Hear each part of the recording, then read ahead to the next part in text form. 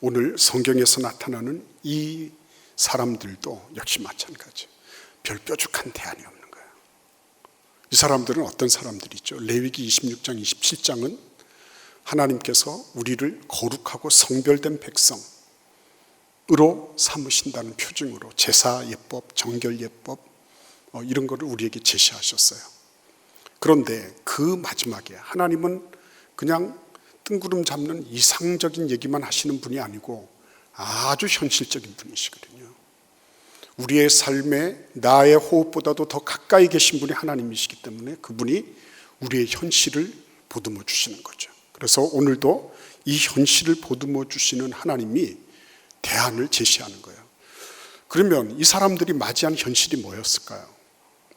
일단 이 가나안 땅을 들어가려고 했던 이 사람들은 출애굽 출신의 노예들이었어요. 노예 집단이었습니다. 430년 동안 노예 근성을 길러온 사람들이에요. 그들은 늘 받기만 했어요. 그들은 늘 누구로부터 공급을 받았어요. 이들이 한번 자기들이 남에게 베풀거나 준 적이 없는 사람들이에요. 이들은 늘 남의 것을 가지고 거기에 무슨 일을 해서 자기가 먹고 살았지 자기가 자기의 것을 경영해 본 적이 없는 사람이에요. 한마디로 말씀드리면 주인의식이 없는 사람들이죠. 그러니까 주인의식이 없다는 얘기는 뭐예요? 남의 목표에 부속되어서 남을 위해서 사는 사람들이지 자기가 자기의 무엇을 위해서 자주적으로, 자립적으로, 주도적으로 해본 일이 없는 사람들이에요. 근데 그 사람들이 지금 뭘 하려고 하는 거예요? 감히 가나안 땅을 들어가려고 하는 거예요. 가나안 땅을. 근데 그 가나안 땅에 있던 7 족속 가운데 우리가 눈여겨봐야 될 족속들이 있죠. 헷 족속. 헷 족속이라는 사람들은 어떤 사람들입니까? 그 사람들은 히타이트 문명. 그 히타이트 문명 그러면은 우리는 뭘 생각하죠? 철기 문명을 생각하는 거죠. 벌써 기원전 18세기부터 이 철기를 가지고 뭔가를 해낼 수 있었던 능력이 있었던 사람들이에요. 그들이 가나안 땅에 지금 입주해 있는 사람들입니다.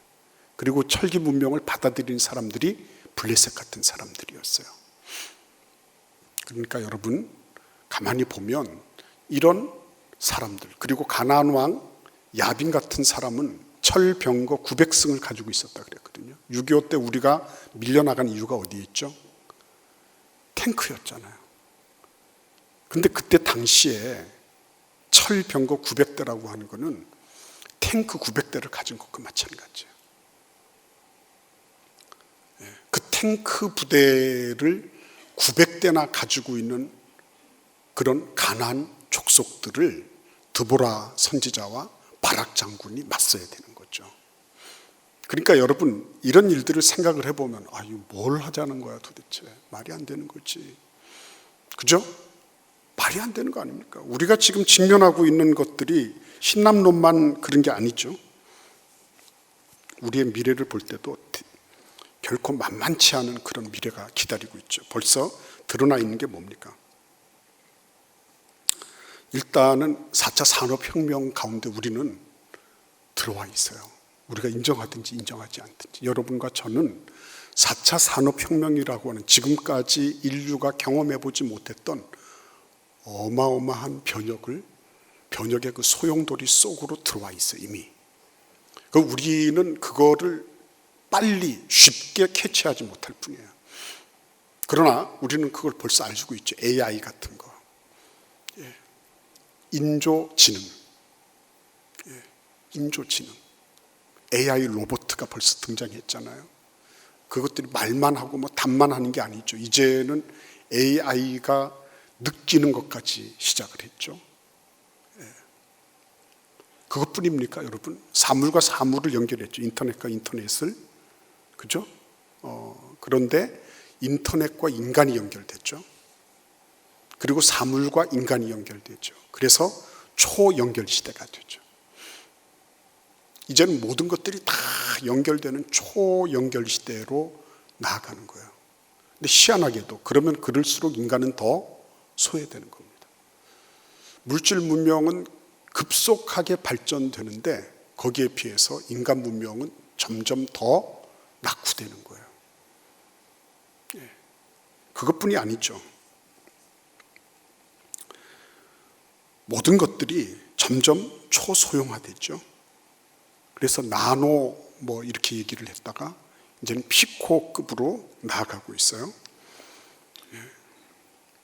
그리고 기존의 모든 어떤 정규직이라고 하는 이런 직업에 대한 기존의 관념들이 이제 다 무너지게 생겼습니다. 이제는 알바만 남을 거예요. 알바만. 이게 무슨 말씀이냐면 그냥 회사라고 하는 이름으로 뭐 출근을 하고 거기 직을 가지고 명함을 만들고 이런 일들이 없고요. 이제는 프로젝트 뭘 할 거니까 이거 할 수 있는 사람 이력서 내라. 이래서 전 세계적으로 이력서가 쫙 모여요. 그러면은 그거 해본 사람이나 경력직이나 뭐 이런 사람들을 딱 모아서 이 프로젝트는 언제까지 한 달에 얼마 해서 그 프로젝트 마칠 때까지 급여를 딱 주고 딱 마치는 거예요. 그래서 프로젝트를 잘 이행했다 그러면 그 사람은 또 서로 소개를 주고받고 해서 또 다른 데 또 쓰임을 받게 될 거고요. 그렇지 못한 사람들은 점점 도태되게 될 거예요. 긱 이코노미라 그러죠. 긱 이코노미. 그런 시대를 맞이하는. 여러분들 그런데 제가 여쭤볼게요. 이런 거에 대해서 대비가 돼 있습니까? 어떠세요? 나는 뭐 긱이건 뭐건 나는 다 준비되어 있다. 이렇게 말씀하실 수 있는 분이 계신가요? 아마 많지 않으실 거예요. 그런데 지금 가나안 땅을 들어가야 되는 이 이스라엘 백성들은 많지 않은 정도가 아니라 이거 어떻게 하면 되는 거야? 이런 거죠. 왜냐하면 그들은 청동기 문명에 아직 머물러 있었거든요. 청동기 문명. 그 청동기 문명의 말에서 이제 철기 문명 원으로 들어가는 그 어귀에 서 있었던 거예요. 그리고 이들이 이스라엘 사람들이 철기 문명을 받아들인 건 이후에 200년 후의 일이었습니다. 그러니까 200년이나 낙후되어 있는 문명의 이 사람들이 200년 앞서 있는 사람들을 대상으로 정복 전쟁을 벌이겠다고 나서는 거예요. 말이 됩니까? 안 됩니까, 여러분? 안 되는 거예요. 말이 안 되는 겁니다. 그런데도 불구하고 하나님은 그 일을 행하라고 말씀하시는 거죠. 왜요? 하나님은 놀라운 계획을 가지고 계시니까.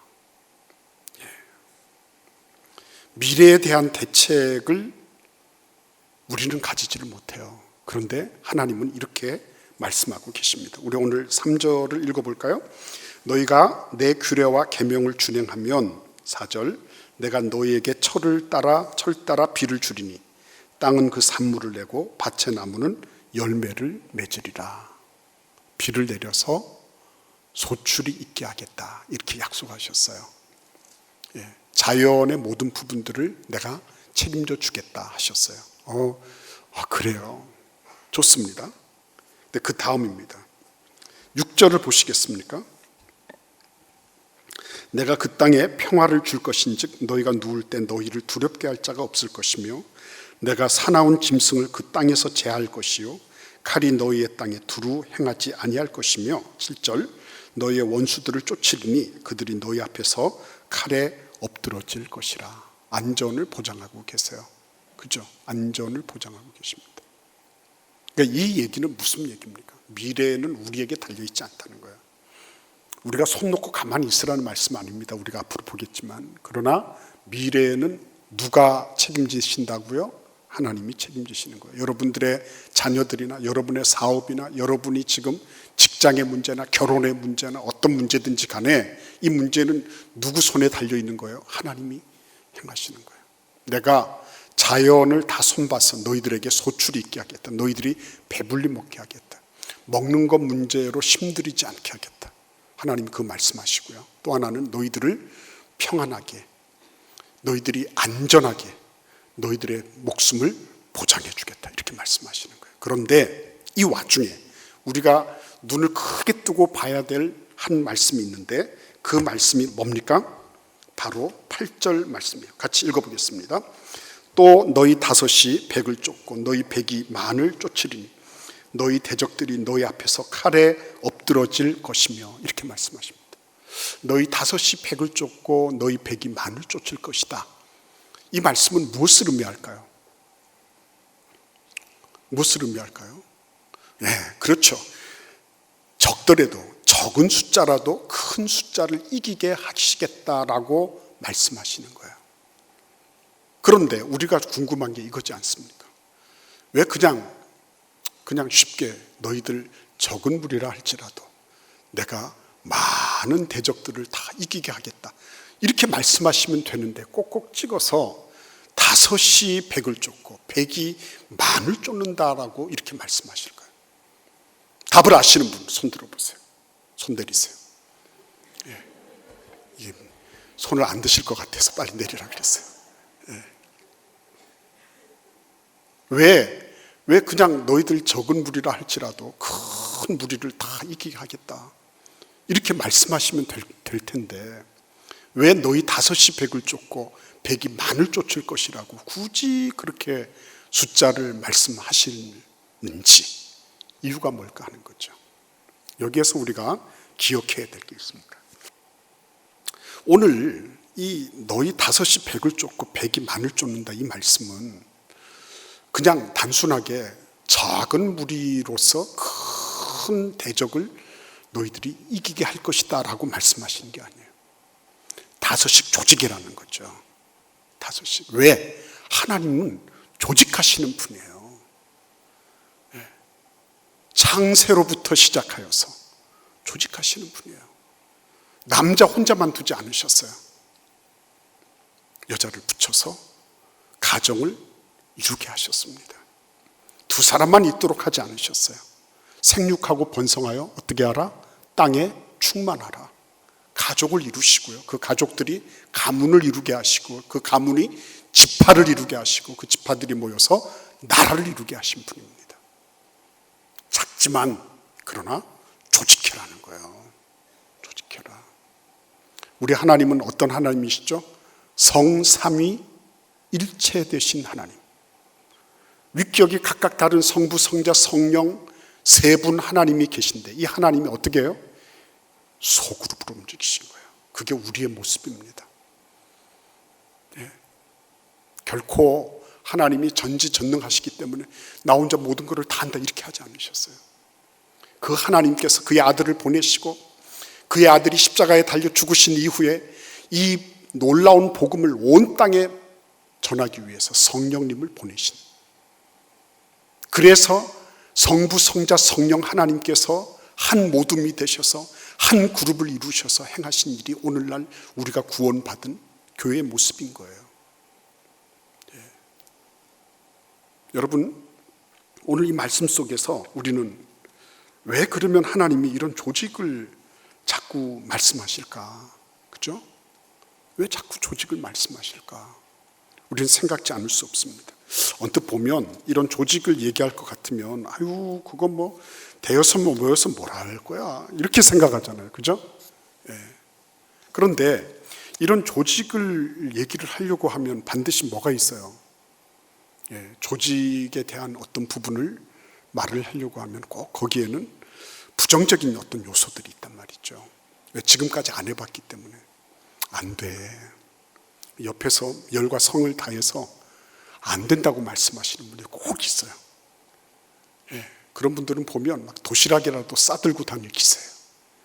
안 된다니까.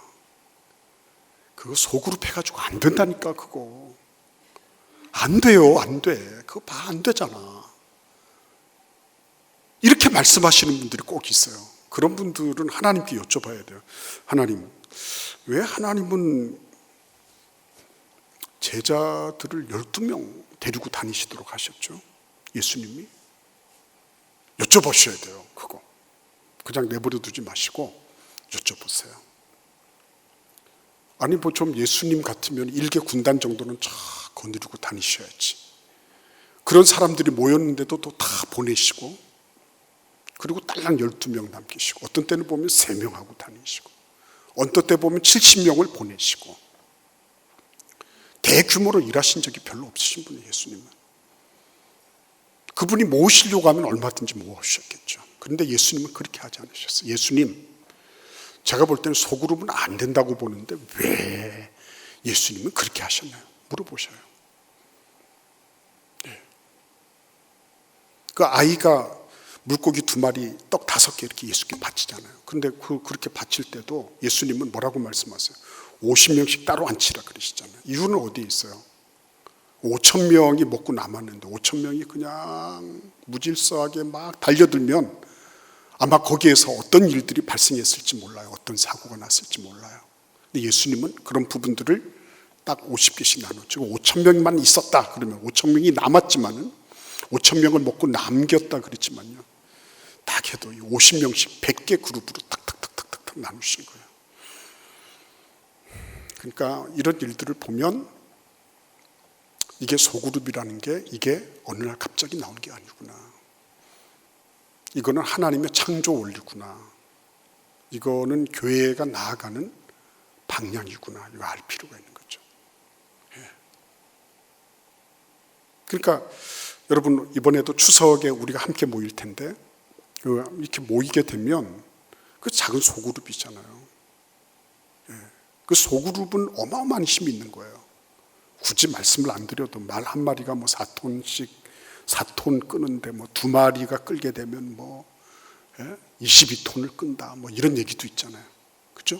22톤 끈다. 그래서 한 마리 4톤씩 끌면 8톤인데 2마리가 끌면 그보다는 14톤이나 더 많은 그런 힘을 발휘할 수가 있다. 뭐 이런 시너지 얘기를 해요.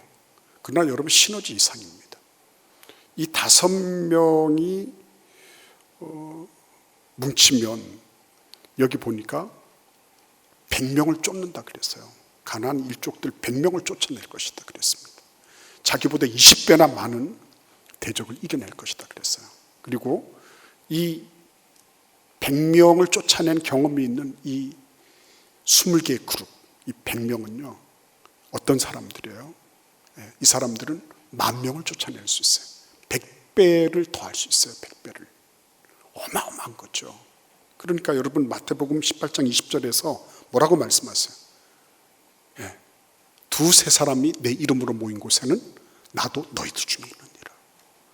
2-3 사람이라고 우습게 여기지 말라는 것입니다. 부부 딸랑 있다고 우습게 여기지 말라는 것입니다. 구역에서 아이고 너하고 나하고 구역장하고 권찰하고 2사람 만났구나. 그거 절대로 우습게 여길 일이 아니라는 거죠. 왜요? 예수의 이름으로 모이면 그 가운데 누가 계세요? 하나님이 임재해 계신다는 겁니다.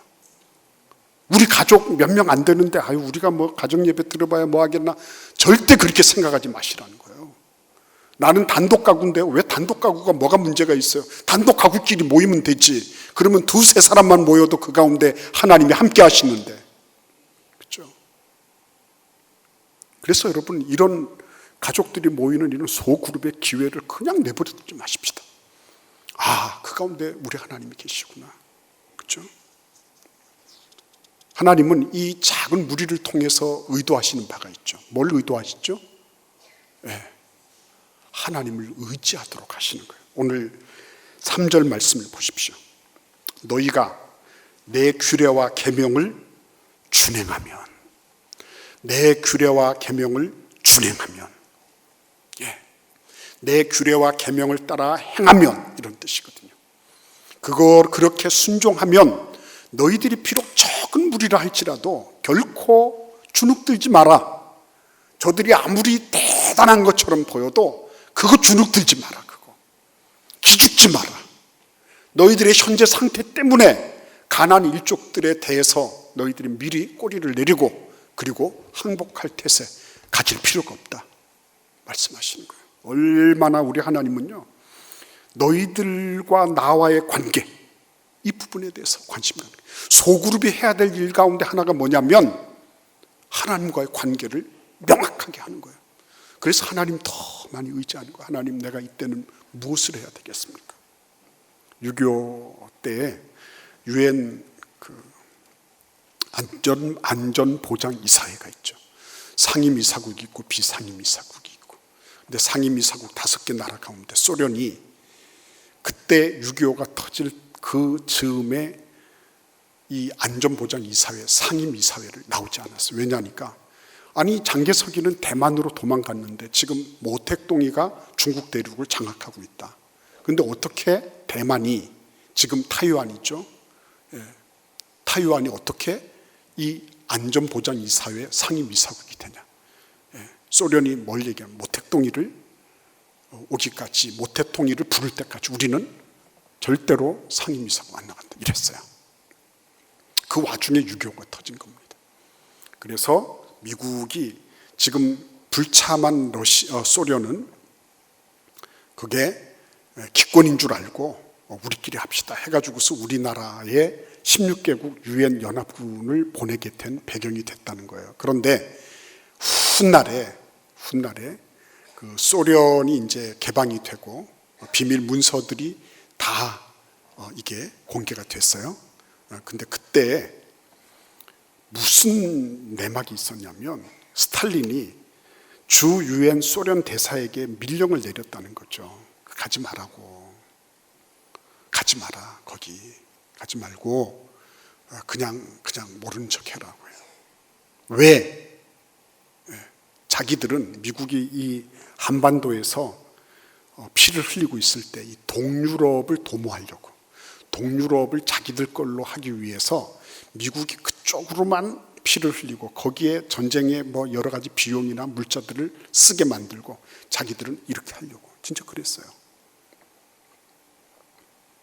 그러니까 여러분 우리가 생각을 할 때 뭐 이렇게 6.25 사변이나 이게 다들 보면 뭐 이렇게 저렇게 막 군사력, 전술, 전력 이런 걸 얘기를 하잖아요. 그런데 실제적으로 이게 움직여지는 건 뭐예요? 김일성이가 스탈린이 그랬다는 걸 알면 지금 무덤에서도 벌떡 튀어나왔을 거예요. 여러 번 나왔을 거예요 아마. 분해가지고. 왜 스탈린이 이렇게 한 거잖아요. 근데 거기에 부안해동해서 내려왔는데 근데 알고 보니까 그 연합군을 보낸 사람이 누구예요? 스탈린의 묵인하에 이런 일들이 이루어졌다는 거. 그게 비로소 밝혀졌으니까. 근데 그런 모든 일들은 여기 그냥 이런 우리 대기권에서 일어나는 일이 아니에요. 저 성층권 너머에서 일어나는 일이에요. 무슨 말씀이냐면요. 우리의 모든 운명들은 우리가 열심히 살고 애써서 살고 최선을 다해서 살지만 그러나 그 모든 것들을 주재하시는 분은 하나님이시다는 거예요. 그러니까 너희들이 비록 200년이나 뒤떨어져 있는 그런 문명의 어떤 이기를 가지고 가나안 땅으로 들어가겠다고 하는데 그거를 너희들이 아무리 뭐를 한다고 해서 되는 게 아니다. 그러나 해야 될 거는 조직해라. 조직하고 기죽지 말고 가서 붙어라. 나머지는 누가 책임지신다? 하나님이 책임지신다. 여러분 그거예요. 현실을 보고 그냥 현실에 주눅 들어가지고 안 된다 그러고 해봐야 안 돼. 고개 절절절절. 이게 도리도리 하는 게 어릴 때나 도리도리 하는 거죠.